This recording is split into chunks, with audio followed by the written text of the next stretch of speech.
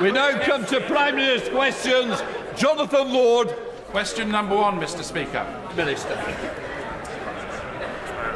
Mr. Speaker, this morning I had meetings with ministerial colleagues and others. In addition to my duties in this House, I shall have further such meetings later today.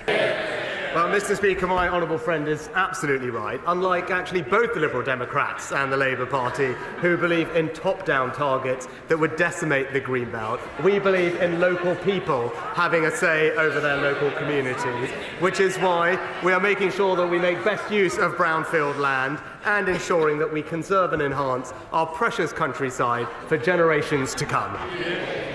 We now come to the Leader of the Opposition, Keir Starmer. Thank you, Mr. Speaker. On Monday, the Prime Minister treated us to his 7th relaunch in 18 months. He vowed to take on the dangers that threaten the country. So it was good to see the Minister for Common Sense immediately take up that mantle by announcing a vital crackdown on the gravest of threats, colourful lanyards. Meanwhile, in the real world, after 14 years of Tory government, the prison system is in chaos. Does the Prime Minister think that his decision to let prisoners out 70 days early makes our country more secure? Well, Mr. Speaker, civil service impartiality is an important principle that we're right to support, but perhaps he could ask his Chief of Staff about that.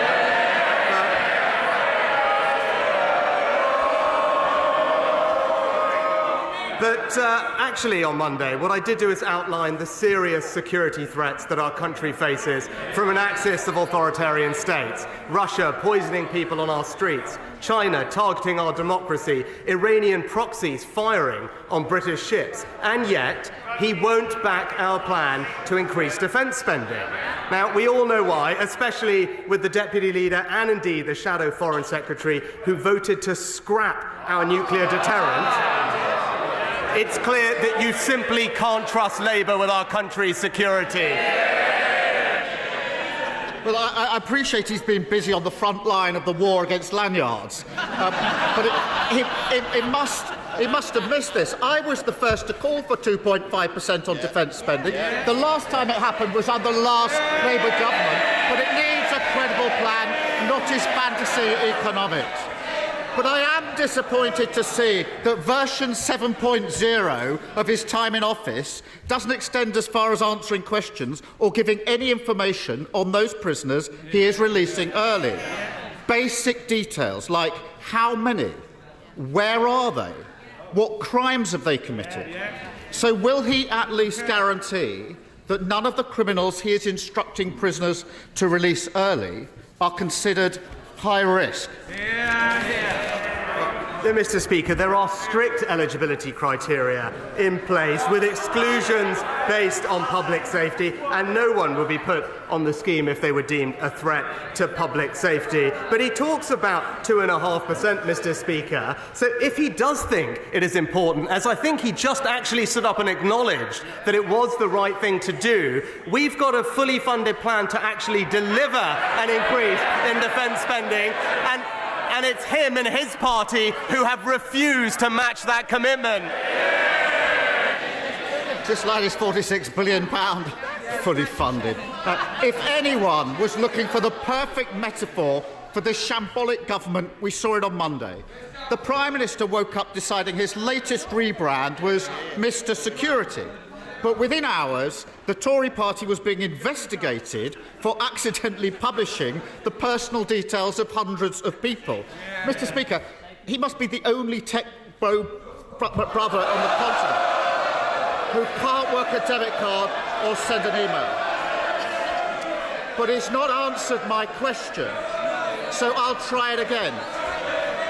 Are any of the prisoners he is currently letting out early considered to be high risk? Mr. Speaker, he just showed spectacularly why he's just not fit to lead this country into the future. This country has a proud tradition of leading the world. We led the world when it came to the Industrial Revolution. But if he was around, he would have probably called James Watt the steam bro, Mr. Speaker. And what we're doing is preparing the country for the future. But when he talks about the prison scheme, let me be crystal clear. No one would be put on the scheme if they were deemed a threat to the public. Offenders are subject to the toughest of licensing conditions, and if those conditions are broken, they are back in prison for considerably longer. But what's his record on this? He voted against tougher sentences for violent criminals. He actually opposed new powers for the police to tackle violent crime, voted against new laws that have arrested 1,000 criminal people smugglers. The message is crystal clear. He can't be trusted to keep this country safe. I appreciate that all this rebranding is taking all of his time, but he may want to read the recent inspection report into Lewes Prison. On this topic, I've asked him twice about. It documents, page 5, high-risk prisoners being released at short notice without sufficient planning. Page 46, a high-risk prisoner had his release date brought forward, despite a history of stalking, domestic abuse and a restraining order. Their words, he was a risk to children. Does the early release of stalkers, domestic abusers and those considered a risk to children sound like the work of someone who is making the country more secure? Mr. Speaker, as I've said, no one should be put on this scheme if they are a threat to the public. And let me be crystal clear, it does not apply. And let me be absolutely clear, it does not apply to anyone serving a life sentence, anyone convicted of a serious violent offence, anyone convicted of terrorism, anyone convicted of a sex offence. And crucially, in contrast to the system that Labour had put in place, Mr. Speaker, governors in the prison service have an absolute lock so that no one is put on the scheme who shouldn't be. But thankfully, Mr. Speaker, their scheme let out thousands upon thousands of violent offenders onto our streets, and even 2 terrorists. Thankfully, we've toughened up sentencing against those criminals with new legislation, but he voted against it, Mr. Speaker. Well, I'm glad to hear that those on life sentences are being released early, and he may not think that releasing domestic abusers is a problem, but Labour has repeatedly called for domestic abusers to be exempt from his scheme to release prisoners early. His government has shamefully ignored those calls. So now we have the evidence that domestic abusers are being released early. The Lewis report, Prime Minister, will he finally change course and back Labour's calls? Mr. Speaker, as I've been crystal clear, there is an absolute governor lock on people who are put on the scheme. And in contrast to the last Labour scheme, prisoners were let out with no supervision, no electronic tags. In fact, 80,000 offenders were let out. 16,000 were violent, Mr. Speaker, leading to multiple murders committed. We fixed that system. But when it comes to this question, not only are we building the biggest prison programme in history, we're also deploying rapid deployment cells. And, Mr. Speaker, because on this side of the House, we understand the importance of prison. Unlike one of his frontbenchers who said, and I said, who, quote, prison doesn't prevent crime. It's always the same with the Labour Party, soft on crime and soft on criminals. He's literally letting criminals out early. Mr. Speaker, the only answer to the question I asked, whether domestic abusers should be exempt from his early release scheme from anyone serious about security, is yes. Perhaps the most ludicrous part of the Prime Minister's speech on Monday was when he said he won't accept the idea that any of the problems people are facing are caused by the 14 years of Conservative government. He won't say how many prisoners they've released early. He won't say if they're burglars, abusers or stalkers. He won't say where they are or what support their victims are getting. Yet he thinks he has the right to tell people they can't blame his government for any of it.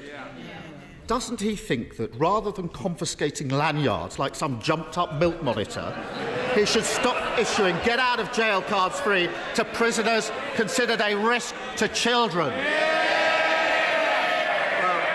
Mr. Speaker, another week with no ideas and absolutely no plan for the country. They've had 14 years to think about nothing but the future, but all they can do is talk about the past, Mr. Speaker. But I am surprised, because what he didn't bring up that has happened in the last week since we met is that statistics confirm that we have now had the joint fastest growth rate in the G7 this year, Mr. Speaker. The Bank of England said that the economy had turned a corner. E&Y said our growth was impressive. The chief economist of the Independent Office for National Statistics said the economy is going gangbusters, Mr. Speaker. Now, the Shadow Chancellor may want to copy and paste their comments into her next speech. Or does she think they're all gaslighting the British public too? You actually made it to the end of the video. Thank you for watching the video. If you would like to subscribe to the channel, which, why haven't you already, is somewhere over there. And also, if you want to watch more videos, also check out over there. I've been Jake from Just Jake. See you later.